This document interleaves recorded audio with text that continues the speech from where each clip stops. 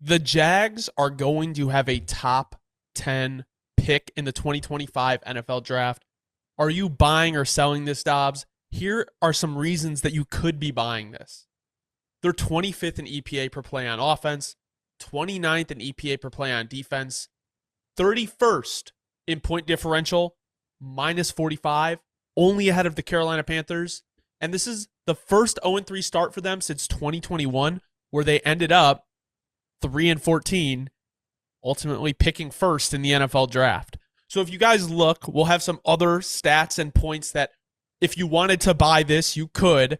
But Dobbs, off rip, just from what I'm telling you, would you buy that the Jags could have a top 10 pick in the 2025 draft? Oh, I'm absolutely buying stock in this, Hunter. Absolutely. I don't even have to say anything further. I'm going to let you delve into further why that this will very likely be the case going forward. I mean, I think my biggest thing with them is we've seen the Jags not been able to really finish years or win consistently, right? Like last year, they were the 1 seed for the first 8 weeks, I believe, and they end up missing the playoffs. And we see the frustration with Trevor Lawrence this year. He is averaging about 5.1 yards per attempt on non-play action this season, which is 28th in the NFL. Minus 11.1% completion percentage above expected on non-play action passes, which is 31st in the NFL. He's only had 1 game over 200 yards. The issue is the fact that this offense is not very good, and we knew that going into the year, getting a new defensive coordinator not necessarily would be the worst thing in the world, but it was definitely going to take some time to adjust with Ryan Nielsen coming in. And I don't think the defense has been what we've hoped. The O-line has been very suspect. 29th in pass block, or 29th in run block, 27th in pass block. So it's like Trevor Lawrence doesn't have a ton of time. The scheme on offense isn't that great. And it doesn't really seem like Doug Peterson and Trevor Lawrence are getting along. I think that kind of goes deeper into other issues. If you want to think about it, talk about it, like Aiden Hutchinson's having hell of a year. And they passed up on Aiden Hutchinson to take Trayvon Walker. So I could buy that. I personally will buy the fact that the Jags might be picking top 10 next year because their schedule doesn't get any easier. They still got to play Houston twice, Indy twice, Tennessee twice. I mean, say what you want about Tennessee. They still have their defense is okay, you know?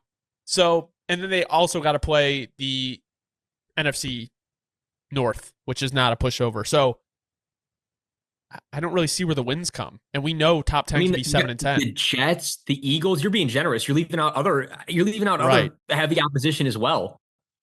Yeah, I mean that's really why I'm buying the fact that the Jags will probably have a top 10 pick, because they have just shown time and time again, especially with this staff and this roster, that they haven't been able to really put it together.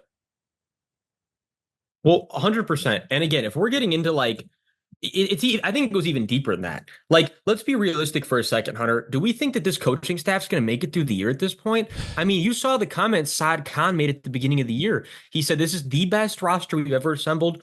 This is the best staff we've ever assembled. This is the year that we have to prove that we can win. And I'm just paraphrasing, but that's essentially what he said if we were going to pile it into a very short, little statement. And on top of that, just a few things I want to add, because I think this is really just the cherry on top of everything you just talked about. You already talked about Ryan Nielsen and the amount of man coverage that he brings. And the problem with that is that if we're being realistic, the personnel for this Jaguars defense just doesn't match the type of people you'd want to have to play a man-heavy defense. The only pass rush you really have that's a threat is Josh Hines Allen. I got to get used to calling him that. But then as far as the DB situation goes, are these the DBs that you want to be playing man coverage? I mean, it's kind of like, just call it for what it is. And we don't even have to get into the specifics because every Jaguars fans understand exactly where I'm going with this. That's spot on already the biggest problem with the defense. But the biggest problem, Hunter, is that the defense is not the biggest problem with this team. It's the offense.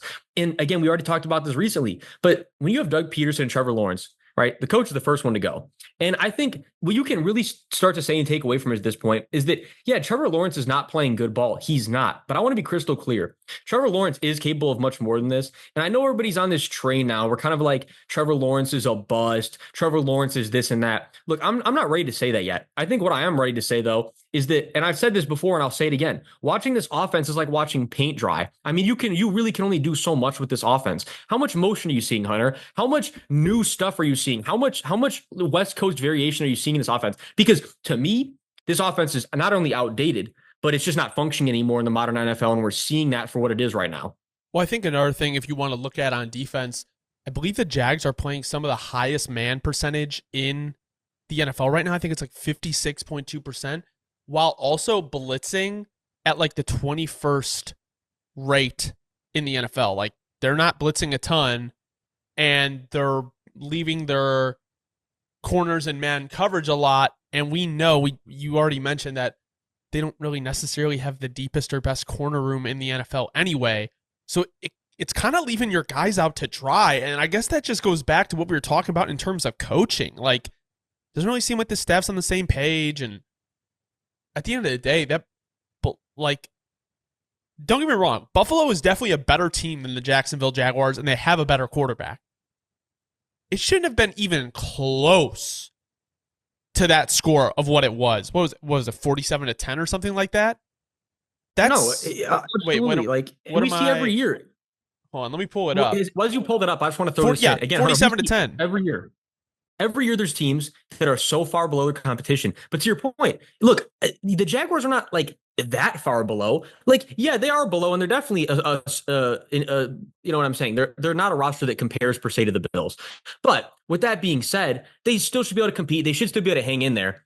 And to transition to my final point that really is kind of, the biggest problem on top of everything we already said, because I know Jags fans will be on me if we don't mention this, even though we did just mention it recently in another video pertaining to the Jaguars. But look, the bottom line is this. This O-line is doing not only zero favors for Trevor Lawrence, that's probably actually the biggest reason you could say that his development is very hinged, because people love to forget, and people always like to kind of like, I don't know, tiptoe around the fact that if your quarterback doesn't have an O-line, it does not matter how good you are. It absolutely does not. You can, again, I always reference people to this. You want to understand how much it doesn't matter how good of a quarterback you are if you don't have an O-line. Go back and watch the Bucs and the Chiefs in the Super Bowl. Go back and look what Patrick Mahomes' O-line did to him in that Super Bowl. That'll always be the reference point going forward for people that don't understand. The talent does not matter if you don't have time to move your feet, move your head and shoulders, and make a read. And that's the bottom line here, Hunter. And there's so many problems with this team that I think realistically, we kind of laid them all out. But when there's that many problems, how do you fix it in a short time? I guess that's kind of the riddle that Doug Peterson has to solve very quickly here, or else it looks like at the least he's the one out the door, and there could be more than just him. Well, back to coaches not doing their players any favors. Like, we talked about the fact that, their pass block is not very good. The Jags have averaged the second deepest route depth in the league. So when you want to look at how far these wide receivers are running, and, you can talk about Trevor not doing his part, and he's not playing great football. But the reality is Trevor's behind a pretty bad pass blocking offensive line, and they're asking the receivers to go really far down the field, where by the time those guys might be starting to get open, Trevor Lawrence is feeling pressure. So I think that is generally kind of what I want to leave it to, is when your quarterback gets paid like Trevor Lawrence got paid, the coach is going to go far earlier than the quarterback is going to go. And I don't think a lot of people in Jacksonville would be too upset if Doug Peterson was the first head coach fired this year on not even Black Monday. I could see it during the season. If they start out 0-5, 0-6, I mean, I don't think they will. I think they'll get a win here, but I wouldn't be surprised if there is a tough start to the season if they let Dougie P go. No, absolutely not. And we already kind of touched on that recently. Matter of fact, Hunter, to me, that's what it's trending towards. But again, that I don't think it's going to solve all the Jags' problems. They still have to fix everything else that we just talked about. Last thing, and then we'll move on. Know who else got beat 47-10? Who else? The Carolina Panthers. They looked pretty good with Andy Dalton. No, that is a good point. But that's a whole other can of worms. We'll save that can of worms for some time soon. Awesome. All right. Thank you guys so much for watching. If you don't know ball, want to know ball, be sure to subscribe, leave a like, let us know in the comments if you think the Jags will have a top 10 draft pick in 2025.